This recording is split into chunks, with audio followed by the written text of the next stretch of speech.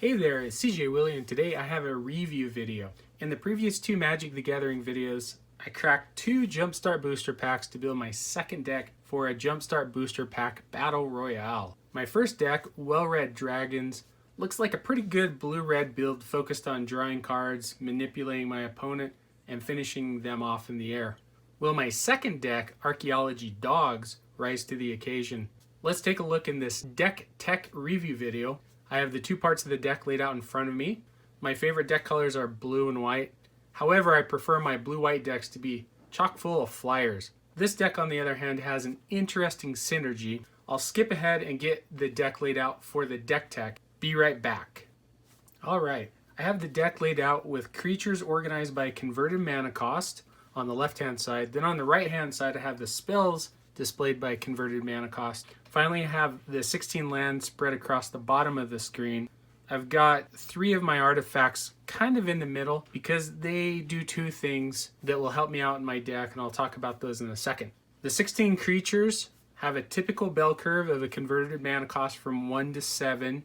Early on, it appears that the deck has got to go heavy with dogs. The white part of the deck is a little more aggressive. On turn 1, I can get Selfless Savior out or Lightning Core Excavator. Selfless Savior is a really good card because I can sacrifice it and give one of my other creatures indestructible. Alpine Watchdog isn't that great, it's just a 2/2 with Vigilance. Erratic Visionary is pretty good. I can sink some mana into it, draw a card, discard a card, loot through my deck, maybe get one of my artifacts into the graveyard. Pack Leader is a great payoff for the dogs, gives all my other dogs +1/+1, protects them when they go into combat. In the 3-drop spot, a little on the weak side I think. Archaeomender can get one of my artifacts from the graveyard back into my hand. Alphagard Hound is good for protecting one of my creatures in combat. It's got flash.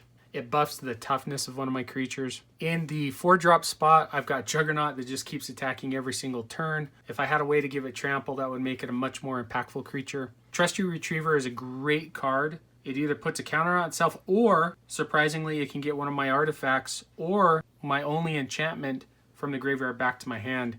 Rambunctious Mutt, gonna come down, destroy one of my opponent's pesky artifacts or enchantments. Supply Runners, enter the battlefield. If I'm going wide, it's gonna give every one of my other creatures +1/+1. Top end of the curve is what I'm worried about. I only have 2 top end cards, and quite frankly, Meteor Golem isn't gonna be much of an offensive creature. Scholar of the Lost Trove is where I've really gotta rely on the late game. For my spells, I've got 2 sorceries, 2 instants, 3 artifacts, and 1 enchantment. Passivism is a great card in white. Probably hold on to it and use it to shut down my opponent's bomb. I think I've got the early game handled, but late game I'm a little worried about what my opponent might have. In the instant category, I've got Thirst for Knowledge, which is great. Draw 2 cards, pitch an artifact, and I've got plenty of artifacts that I could pitch. Feat of Resistance, another great way to protect my bomb or any of my other creatures, +1/+1, and gives it protection of the color of my choice. Secure the Scene is okay. It exiles a target non-land permanent, but I hate that it gives my opponent a 1/1. Release the Dogs, gonna be a fantastic card. 4 mana, and I get 4 1/1 white dogs. It feeds into the go wide strategy. For my artifacts, I've got 3 great artifacts. Hedron Archive taps for 2 colorless mana, or later in the game, I can pay 2, sacrifice it, draw 2 cards. Aether Spellbomb, it either allows me to protect one of my creatures, bounce it back to my hand, or bounce one of my opponent's creatures back to their hand.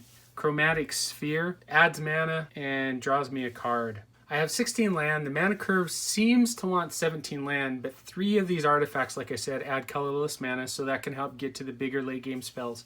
And if I don't need the mana for the artifacts, I can just use them to draw cards.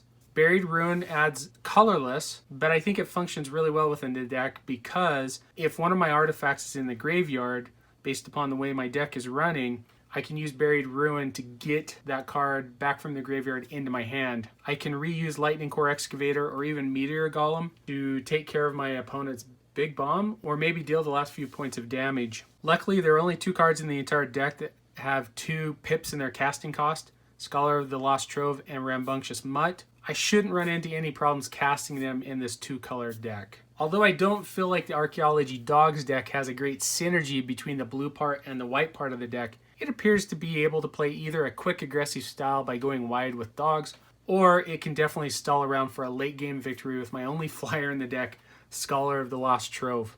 I think my blue-red, Well-Read Dragons deck is the stronger deck out of the 2, but you never know until the decks are pitted against each other. Anyway, hope you enjoyed the video. If you did like it, please subscribe and share. Take some time to tell me in the comments section what you think about the Archaeology Dogs deck.